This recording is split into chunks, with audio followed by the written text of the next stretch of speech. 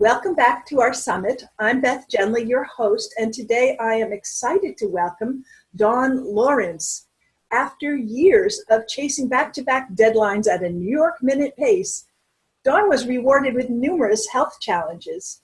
She ultimately healed herself by learning holistic techniques to relieve migraines through acupuncture, yoga, meditation, fitness, and nutrition. Turning her pain into passion, she created Self Reboot to teach others the tools to manage stress and avoid stress-related illness, which is why we so much wanted to talk to you today. So tell us a little bit more about that story. It sounds very intriguing. Thank you, Beth, for having me. For 2 years of my life, it's kind of like I call it the black period because it was very bleak. I worked in a job that was extremely demanding, and unfortunately the stress didn't know where to go. So being a nurse, you probably know when you have too much stress, it turns into a psychosomatic illness. So for me, it started with the migraine headaches. And then from migraine headaches, it turned into TMJ, but they didn't know that because that was actually part of migraine headaches. And from TMJ, insomnia, right? When you're super stressed out. So now I'm taking Ambien and all this crazy stuff to put me to bed. And then from Ambien, then I was going into a depression. And then from the depression, it actually turned into a autoimmune disease. So all this is happening. And unfortunately, it was 10, 12 years ago. So I will say that life has changed a lot in those 10, 12 years. And I think because of me and other people, it's changing because we realized that this stress was just basically killing us. It was making us really, really sick. And when I went to the doctors, nobody talked to you about, mindfulness. Nobody talked about stress. Nobody asked me, what do I do for a living? Nobody asked me what's going on in my life. So what they did do is they just kept prescribing. Oh, take another test, take another this, prescribe. So at the end of 2 years, I was at that burnout stage, which, that's what we're all talking about here. Get your life back. Don't be that burnout. And I didn't want to live anymore. So I said to the person I was working with, and I said, you know what? I said, this is not normal. For the past 2 years, I've been really sick. I even got to the point where I had scabs and my hair was falling out. I wore a wig for a year. Really bad. And that was the time where I took some time off from work. I'll never forget, I went to, because online, thank God, Google was back, 10, 15 years makes a big difference. So I went to an acupuncturist, and he's like, your chi is all off. I'm like, what is chi, So I'm thinking chi is woo-woo, all this crazy stuff. I did yoga, but I really didn't. I was more, work hard, play hard. So getting that wake-up call and knowing that something's going on in my body and what doctors are prescribing, what they're doing for me is not working. I needed to find a better way. And I did take off that time. And in that time, I did yoga, I ate better. I was out for about a month and a half. I saw an acupuncturist, an acupressurist, and what I felt is like, so my body was so tense from all the stress because it also takes up your musculoskeletal system. So I'm tensing up, and in the moment that I started to let go and open up and let that stress release is when I started to feel better. And that's why I'm so grateful to be here and to be speaking, because it's my main mission in life is to help people not get to where I got, because it wasn't a happy place. It was really, it was a horrible 2 years. I didn't see a lot of my family's parties. I didn't go out. I was just literally waking up, dosing going to work, putting an ice pack on my head, surviving just through the day, and then going home, dosing myself on Ambien, waking up the next day. So it's really important to just teach people that there is a way. So all the bad news, there's good news that you actually can do. You can manage stress, and you can also make yourself more resilient. So when you are going through stressful times, because stress is inevitable, if you practice certain tools, then you'll be able to handle stress more. And probably what people are asking today is like, you hear mindfulness and stuff and meditation, and every program you see, there's, TV show now, whatever, there's somebody doing yoga. And I'm just so excited that it's coming to the masses because it really, really works. And I would love to tell you more about that. Okay, so I'd love to hear about it. I want to acknowledge how stressed you were and how many physical consequences that had, because I think that we don't realize when we throw ourselves in our work, maybe because we love the work or just because we're feeling really pressed or both, we don't realize how much we're asking of our bodies and how much, there's a new word about that now called weathering, how much weathering we experience when we live with that level of stress and push on through it. So thank you for being so candid about all the physical challenges. It might be different for different people, but those physical challenges really, I certainly experienced many during my period of burnout of pushing myself too hard. So thank you for that. So let's talk, if you have anything else to add about what stress does to the body before we go to ways to manage it?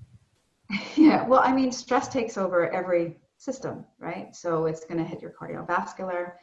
It's going to affect your immune system. It's going to affect your nervous system.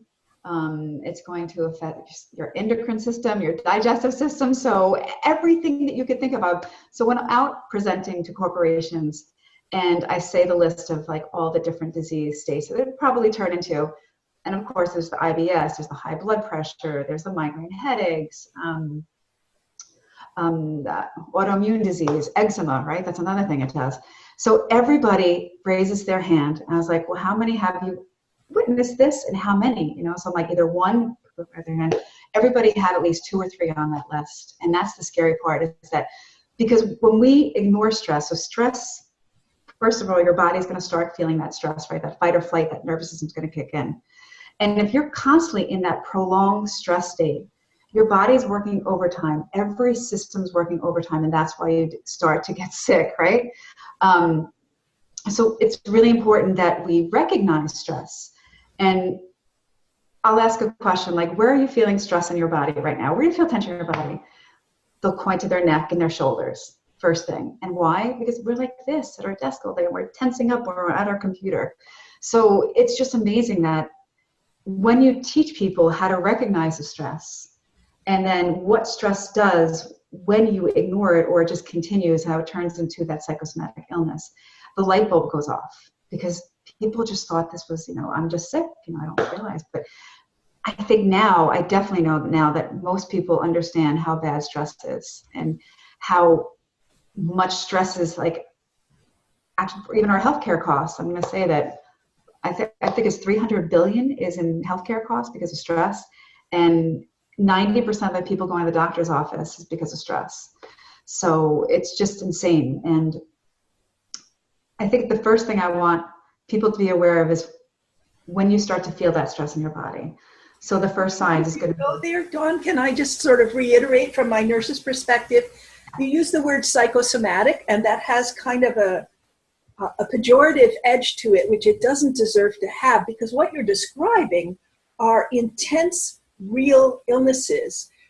The part that's psychosomatic, that is the good news that you were talking about, is because it's psychosomatic, there's room for us to take charge and recover and do it a different way. And so that rather than beating ourselves up, oh, these migraines, this high blood pressure, whatever it is, this immune disorder is psychosomatic, how dumb. Instead, it's psychosomatic. What great news, I have options. So now I'd love for you to go on.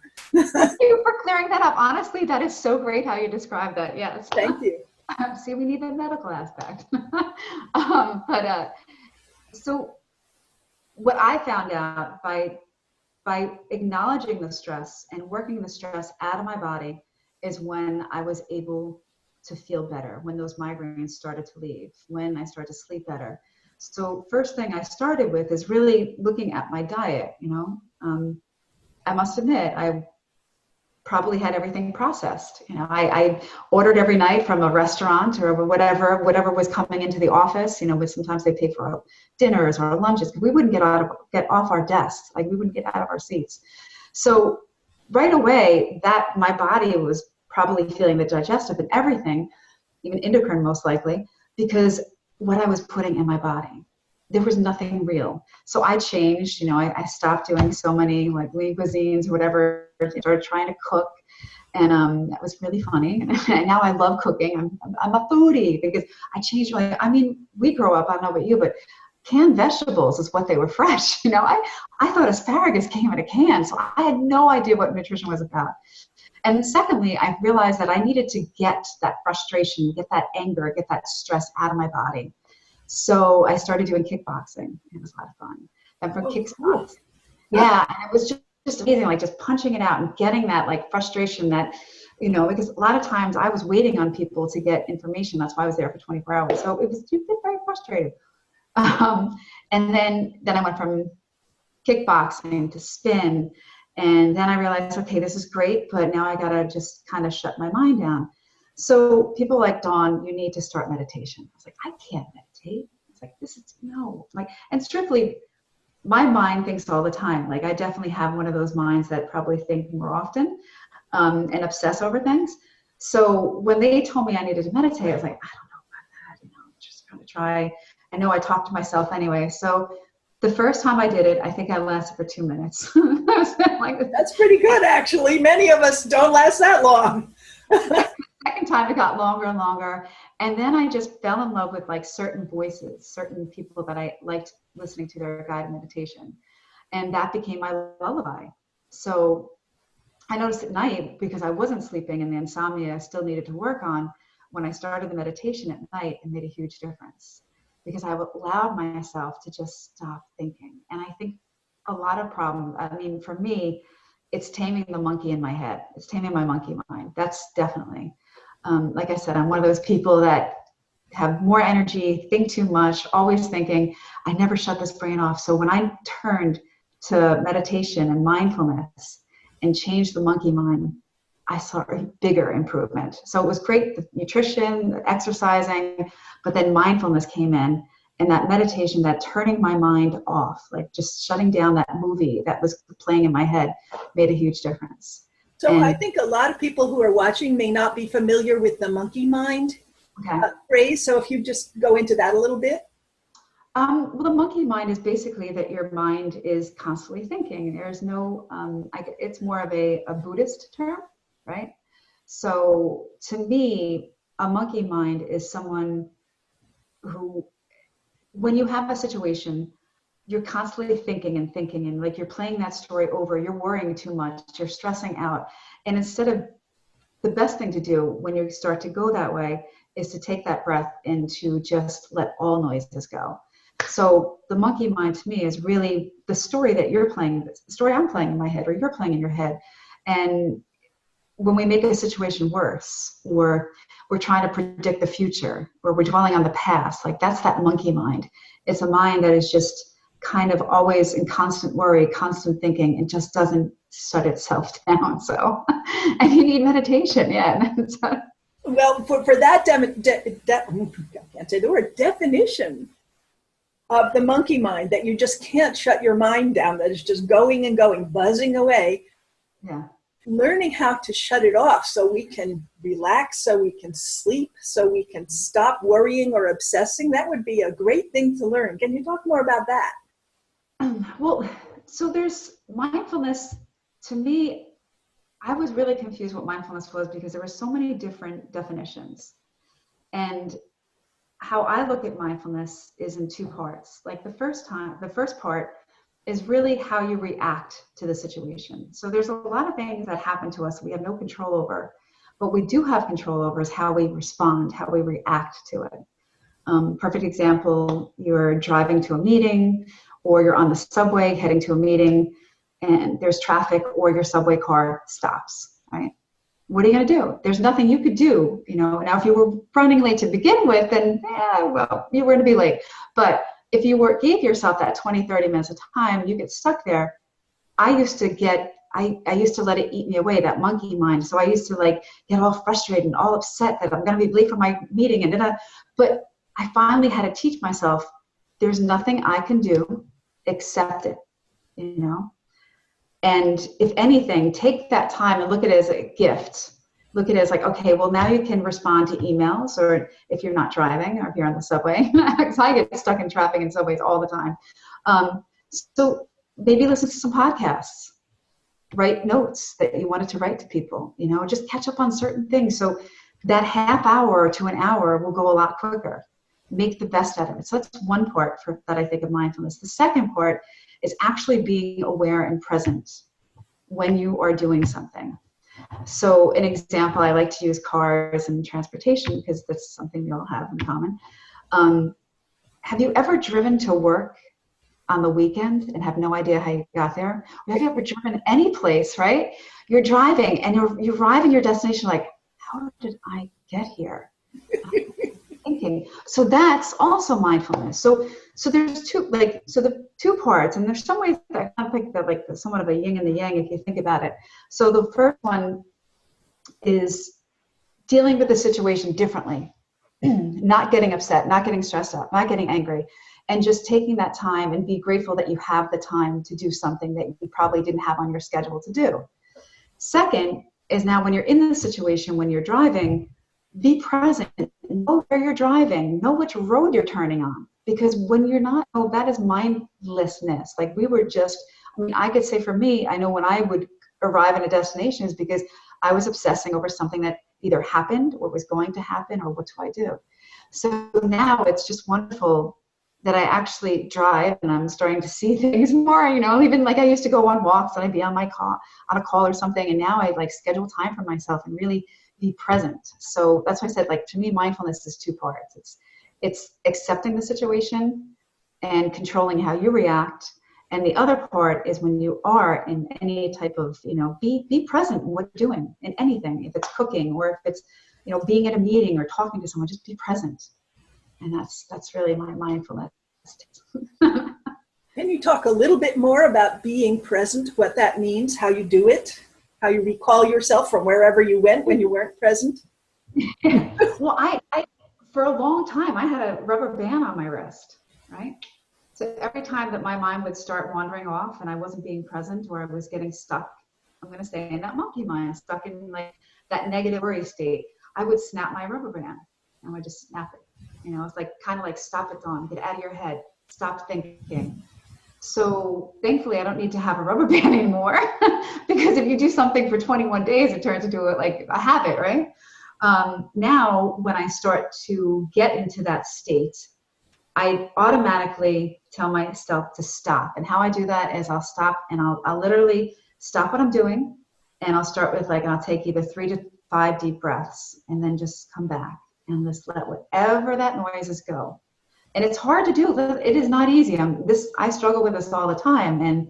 But the more and more you practice it, the more it becomes a daily habit. And I think that's what's really important, is knowing that it's not going to happen overnight.